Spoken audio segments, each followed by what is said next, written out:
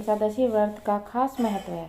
यह हर महीने में 2 और साल में 24 एकादशी होती हैं, लेकिन कार्तिक माह के कृष्ण पक्ष में पड़ने वाली एकादशी का अपना अलग ही महत्व है।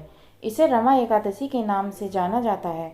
हिंदू पंचांग के अनुसार रमा एकादशी इस बार 9 नवंबर दिन गुरुवार को पड़ी है।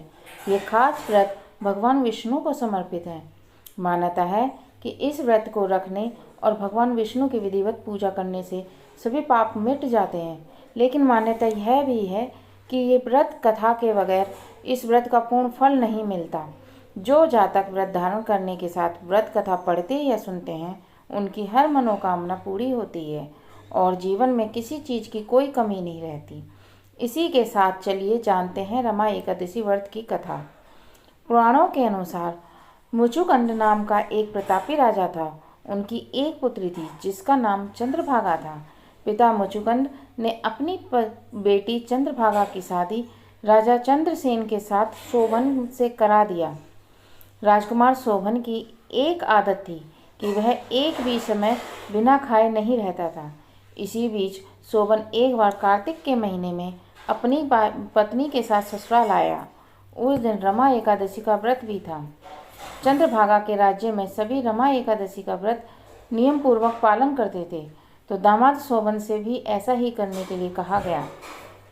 परंतु शोभन इस बात को लेकर काफ़ी परेशान हो गया। इसके बाद अपनी परेशानी को लेकर शोभन पत्नी चंद्रभागा के पास पहुंचा। तब चंद्रभागा ने कहा कि ऐसे तो मैं आपको राज्य के बाहर ही जाना पड़ेगा, क्योंकि पूरे राज्य के लोग इस व्रत के नियम का पालन करते हैं। यही नहीं, आज के दिन यहाँ के जीव जंतु भी भोजन नहीं करते। चंद्रभागा की इस बात को सुनने के बाद आखिरकार शोभन ने रमा एकादशी का व्रत रखना ही पड़ा, लेकिन पारण करने से पहले ही उसकी मृत्यु हो गई। इसके बाद चंद्रभागा अपने पिता के यहाँ ही रहने लगी। रमा एकादशी व्रत का महत्व। एकादशी व्रत के पुण्य प्रताप से शोभन का अगला जन्म हुआ। इस बार उन्हें मंदराचल पर्वत पर आलीशान राज्य प्राप्त हुआ। एक बार मुचुकुंदपुर के ब्राह्मण तीर्थ यात्रा करते हुए शोभन के दिव्य नगर में पहुंचे। वहां सिंहासन पर विराजमान शोभन को देखकर ही पहचान लिया। वहां ब्राह्मणों को देख शोभन ने अपने सिंहासन से उठकर पूछा कि यह सब कैसे हुआ।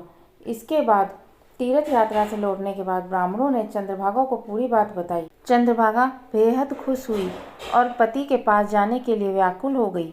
इसके बाद वह वाम ऋषि के आश्रम पहुंची, फिर मंदराचल पर्वत पर गई और पति शोभन के साथ पास पहुंच गई। इस तरह एकादशी व्रतों के पुण्य प्रभाव से दोनों का फिर से मिलन हो गया।